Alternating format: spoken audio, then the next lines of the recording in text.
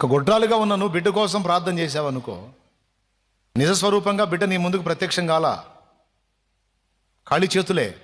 కానీ నేను చాలామంది ఆడపిల్లలకి ఏం చెప్పాను తెలుసా?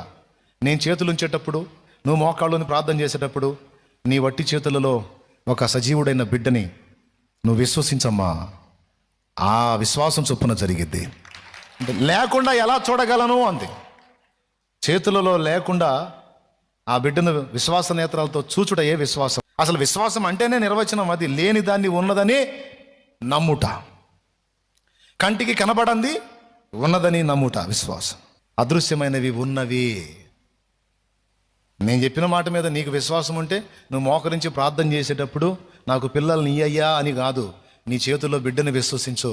ఈ బిడ్డని నాకు ఇచ్చినందుకు నీ కృతజ్ఞతలు ప్రభువా, స్తోత్రం స్తోత్రం అని మహిమపరచు. ఇక ఇవ్వు అని అడగటం కాదు, చేతిలో బిడ్డను చూసి ఇచ్చినందుకు స్తోత్రం స్తోత్రం స్తోత్రం అని మహిమపరచు. ఖచ్చితంగా నువ్వు పొందుతావు. ఇదే శుక్రవారం ఫాస్టింగ్ ప్రేయర్లో కృప అనే పేరు కలిగిన ఓ సోదరి వివాహమై 17 సంవత్సరాల కాలం తర్వాత ఫాస్టింగ్ ప్రేయర్కి వచ్చి అడిగినప్పుడు ఆ బిడ్డకి ఇదే మాట చెప్పి ప్రార్థన చేశా.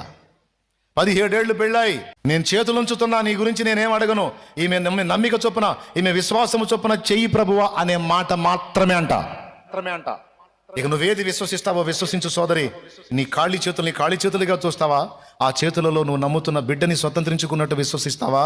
నువ్వేది నమ్ముతావో, నువ్వేది విశ్వసిస్తావో అదే నీ హృదయంలో కలిగి ఉండు, అదే జరుగునుగా. కానీ నేను అన్నాను, ఇదే శుక్రవారం ప్రార్థన రోజున ఆ బిడ్డ మీద చేతులుంచి నీ విశ్వాసము చొప్పున నా తండ్రి నీకు దయచేయునుగా. కానీ ఒక్కటే మాట నేను అంది. ఆమె విశ్వాసాన్ని, నా ప్రార్థనను సిగ్గుపరచలేదు. ఈరోజు ఆమెకి 2 పిల్లలు. దేవునికి మహిమ చెప్పు గట్టిగా. ఖాళీ చేతులతో విశ్వసించిందే. కొంతమందికి ఇస్తాడమ్మా నమ్మన్నా కూడా డౌటే.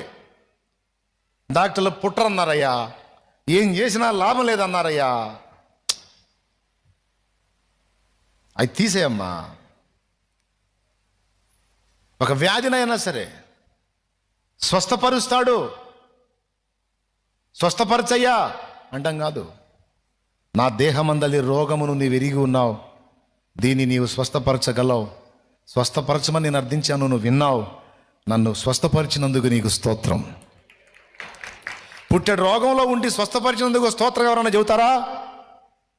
నిండు జబ్బులో ఉండి స్వస్థపరిచినందుకు స్తోత్రం అని చెప్పేంత విశ్వాసం ఎవరికైనా ఉందా? ఉంటే ఖచ్చితంగా నీ రిపోర్టు మారిద్ది. ఖచ్చితంగా నీ దేహంలో ఆశ్చర్యకరమైన మార్పు కలిగిద్ది. నువ్వే నమ్మలేని అద్భుతాన్ని ప్రాక్టికల్గా నువ్వు అనుభవించకపోతే అప్పుడు